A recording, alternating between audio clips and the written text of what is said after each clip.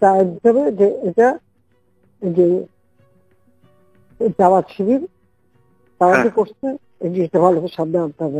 হ্যাঁ, হ্যালো, জি সালাম। ওই যে শীর্ষ সন্ত্রাসী ইমন,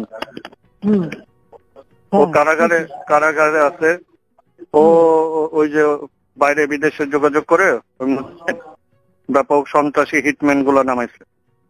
এগুলো অনেকে জিগাতলা এসব এলাকায় সন্ত্রাসী একটা বড় সন্ত্রাসী বাহিনী আছে সারা ঢাকা শহরে। তো হ্যাঁ, এখন ইমন হলো শীর্ষ সন্ত্রাসী, ও কারাগারে। আর মাঠে যেগুলো আছে সেগুলো মাঠের গুলো নিচ্ছি, কিন্তু ওরে না হলে সেলে ঢুকাইতে হবে, আর না হলে ওকে একটা সাহায্য করতে হবে। একদম জি জি জি, ওর একটা বিশাল নেটওয়ার্ক আছে। এই নেটওয়ার্ক ওর পুরোটা নামাই দিচ্ছে ওই ইংল্যান্ডে ওদের সাথে ইয়ে করে। হ্যাঁ হ্যাঁ, ঠিক আছে। হ্যাঁ, এটা ইমিডিয়েটলি যদি ইয়ে হয় তাহলে একটা বড় অংশ আমরা নিষ্ক্রিয় করে ফেলতে পারবো। ঠিক আছে, জি জি, ধন্যবাদ। আচ্ছা, ধন্যবাদ। হ্যালো, জি সালাম। হ্যাঁ, হ্যালো, জি বাবা। না, তোমার দেখতে ইচ্ছা হচ্ছে, কিন্তু আমি না বেরোতে পারবো না, কাজের মধ্যে কোথাও বেরোবো। ঠিক আছে, আমি বাসায় আছি, বাসা থেকেই সবই হচ্ছে। যোগাযোগ রাখো।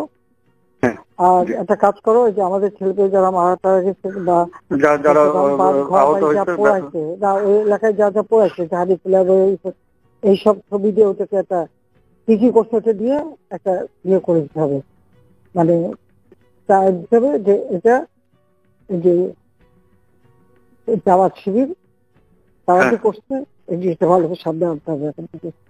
হ্যাঁ হ্যাঁ, আমাদের মানে চিকিৎসা থেকে সেগুলো করাচ্ছি সব। আমি যারা হয়তো যাদের যে চিকিৎসা করানো হচ্ছে সেটাও নিউজে আসা দরকার। সিটি কর্পোরেশনের পক্ষ থেকে যারা এইভাবে আহত হয়েছে তাদের চিকিৎসা দিচ্ছি, এতজন আহত হয়েছে, এতজন হয়েছে, এগুলি করা হচ্ছে। আর এই এটা করছে আসলে জামাতার বিএনপি, ওটাই বলতে হবে যে ক্ষতিগুলি কি করছে এটা তাদের সামনে তুলে ধরা দরকার প্রত্যেক সেক্টর ওয়াইজ। জি, তবে ওইভাবে আমরা তথ্য তাহলে দিয়ে দিচ্ছি। সব বাড়ছে তোমার সব এলাকায় যা হয়েছে তাই যেখানে। হ্যাঁ,